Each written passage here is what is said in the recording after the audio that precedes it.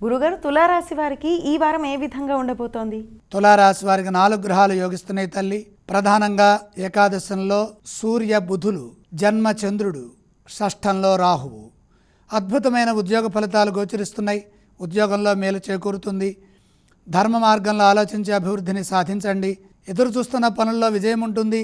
ఆశించిన ఫలితాలు వెంటనే లభిస్తాయి. ఆత్మవిశ్వాసం సంపూర్ణంగా ఉంటుంది. భవిష్యత్ అవసరాలను దృష్టిలో పెట్టుకొని విజ్ఞానపరంగా ఎంత అవసరమో అంత అభివృద్ధిని సాధించండి. సాంకేతికంగా స్థిరపడాలి. కాలానుగుణంగా మనం కూడా ఎదగాలి. ఆలోచన పరంగా ఎదగాలి, సంపాదనా పరంగా ఎదగాలి. నలుగురిని కలుపుకుపోవటంలో మనం సున్నితంగా వ్యవహరించాలి. తోటివారి నుండి సహాయ సహకారాలు అందుతాయి. మీ మంచితనం నలుగురికి ఆదర్శవంతమవుతుంది.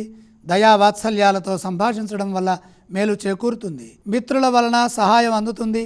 వ్యాపారంలో బ్రహ్మాండమైన శుభ ఫలితాలు గోచరిస్తున్నాయి. వ్యాపార పరంగా నూతన ప్రయత్నాలు సఫలమవుతాయి. తగినంత ప్రోత్సాహం వ్యాపారంలో లభిస్తుంది. ప్రశంసలు కూడా ఉంటాయి. సమాజంలో కీర్తి ప్రతిష్టలు లభిస్తాయి.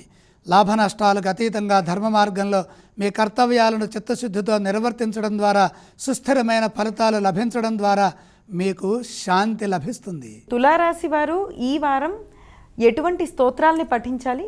తులారాశి వారు శ్రీ సుబ్రహ్మణ్యేశ్వర స్వామి వారిని మనసులో తలుచుకోవాలి. తులారాశి వారు ఏ ఏ ఆలయాలను సందర్శిస్తే శుభ ఫలితాలు కలుగుతాయి?